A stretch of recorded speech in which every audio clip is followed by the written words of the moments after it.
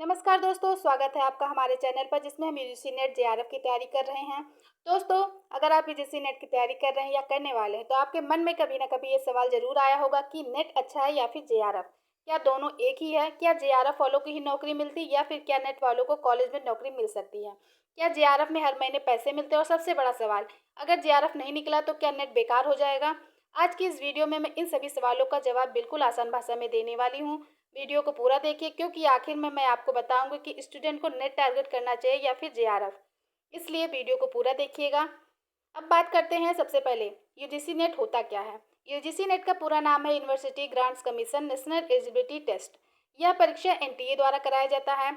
इस परीक्षा का उद्देश्य है असिस्टेंट प्रोफेसर बनने की पात्रता देना और जूनियर रिसर्च फेलोशिप यानी कि जेआरएफ देना।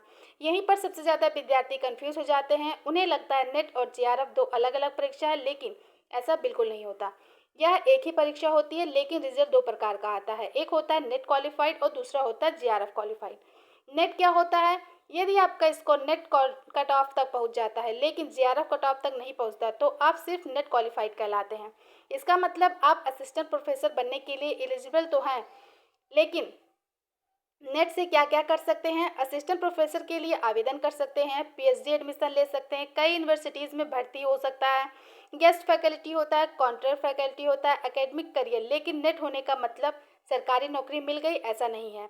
उसके लिए अलग अलग विद्यालयों की भर्ती निकलती है जिसे आपको टाइम से देख के आप उसमें फॉर्म भर सकते हैं और नौकरी प्राप्त कर सकते हैं।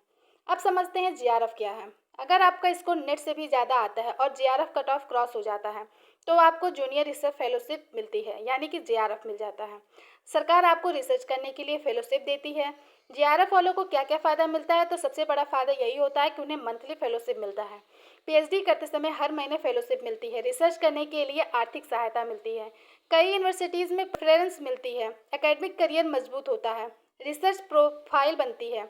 और साथ ही साथ जेआरएफ मिलने पे हमें, अगर हमारी आर्थिक स्थिति सही नहीं है तो उसमें हमें बहुत बड़ा लाभ मिलता है। अब बात करते हैं नेट और जेआरएफ में अंतर क्या है। तो सबसे ज़रूरी कंपैरिजन समझिए तो net assistant professor eligibility, research funding नहीं, इसमें टीचिंग करियर है, कॉलेज जॉब्स है, गेस्ट फैकल्टी है। बट जेआरएफ में असिस्टेंट प्रोफेसर की एलिजिबिलिटी तो है ही, साथ साथ रिसर्च फेलोशिप भी है और इसमें आपको जेआरएफ में पैसे मिलते हैं। इसमें पीएचडी फंडिंग होती है, रिसर्च करियर बढ़ता है, हायर एकेडमिक ग्रोथ बढ़ता है। किसमें ज़्यादा पैसा मिलता है, यही सबसे ज़्यादा पूछे जाने वाला सवाल है। अगर सिर्फ शुरुआत की बात करें तो जेआरएफ के दौरान आपको पीएचडी करते समय फेलोशिप मिलती है, लेकिन नेट वाला असिस्टेंट प्रोफेसर बन जाता है तो उसकी सैलरी अलग होती है। इसलिए जेआरएफ का पैसा और नौकरी की सैलरी दोनों अलग चीज़ें हैं, इनकी सीधे तुलना नहीं की जा सकती। क्या नेट वाले जेआरएफ बन सकते हैं? हाँ, यदि वह अगली बार परीक्षा दे और जेआरएफ कट ऑफ निकाल लें तो बिल्कुल बन सकते हैं।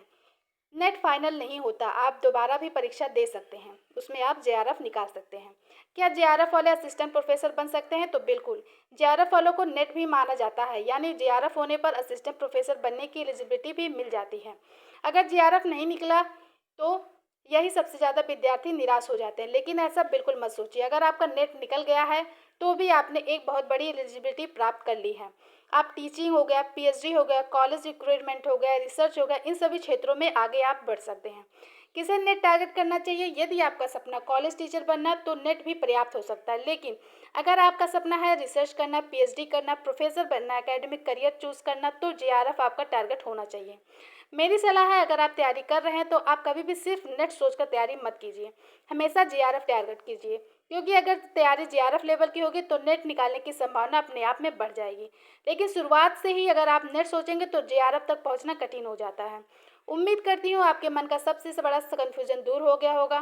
दोस्तों, अगर वीडियो पसंद आया हो तो वीडियो को लाइक, शेयर और अपने उन दोस्तों के साथ शेयर जरूर करिएगा जो अभी यूजीसी नेट की तैयारी कर रहे हैं।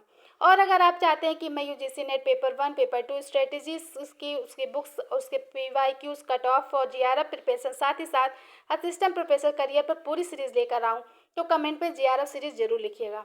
मिलते हैं अगले वीडियो में। धन्यवाद।